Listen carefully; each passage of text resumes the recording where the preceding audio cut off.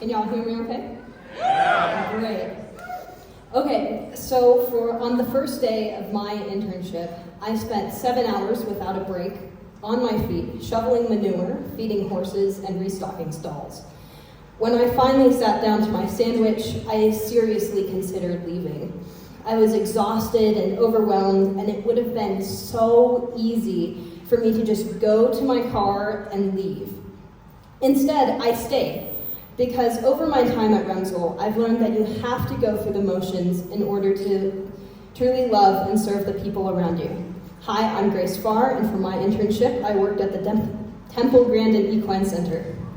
The center is an equine-assisted therapy center specializing in neurodivergent kids. They're also a research institution, conducting studies and developing new parameters to determine the health of a horse. This sounds great, but while clients were seeing the front end of the horse, I was seeing the back end.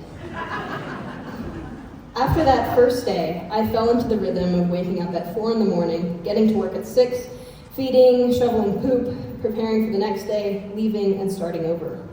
While it was tough and I hadn't found my purpose in staying yet, I was going through the motions of caring for these horses, and I was at least finding a comforting routine. This term, going through the motions, has a lot of negative connotations, and I want to explore that a little more. So much of our culture says that if we don't love our job, or if we aren't living up to our full potential, we must be doing something wrong. We should always be passionate about what we're doing, and the only response to feeling bored or tired or anything other than enthusiastic for our job is to quit and find something else that might give our lives meaning. But I think for the vast majority of us, this is not sustainable. I promise, it's really hard to be passionate about horse poop. We just don't get to do what we want all the time. There are unpleasant things that have to be done so that other people can live their best lives. In my case, I came home smelling of horse so that kids could learn to control their bodies and emotions. I would further argue that the beauty of our lives comes from the motions. I found that when I was going through the motions, the interruptions of my regular rhythms became more pronounced and significant. The smaller things became more meaningful. And there's an unexpected freedom in binding yourself to an activity that is soothing and restoring, even if you'd rather be anywhere else. As I fell into my daily routines, my mind turned to other things, despite my best efforts to stay present. I realized that there are other repetitive, mundane tasks that help me appreciate the world around me. As a Christian, I do my best to read my Bible with some regularity. I especially enjoy the Psalms, a collection of 150 ancient poems that all sound pretty similar.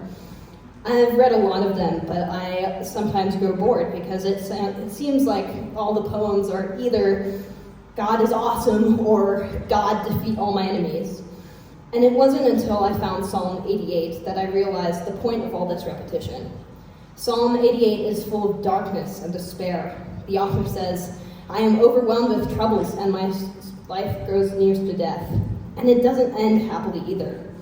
The author can see no light at the end of his tunnel. It stands in sharp contrast to the joy and power of the other Psalms. And I realized that the point of all this reiteration is for us to think about and remember the glory of God, especially as he relates to ourselves and the natural world. Going through the motions takes dedication and commitment to access the full benefits. I'm not saying there's anything wrong with wanting change. Change is healthy. But there is value in committing yourself to the daily repetitions of daily life. In a world that encourages us to constantly change with political environments, social media, and our day-to-day lives, it's okay to let those things pass us by as we commit to small moments, other people's joy, and the glory of the natural world. And that's the value of going through the motion. Thank you.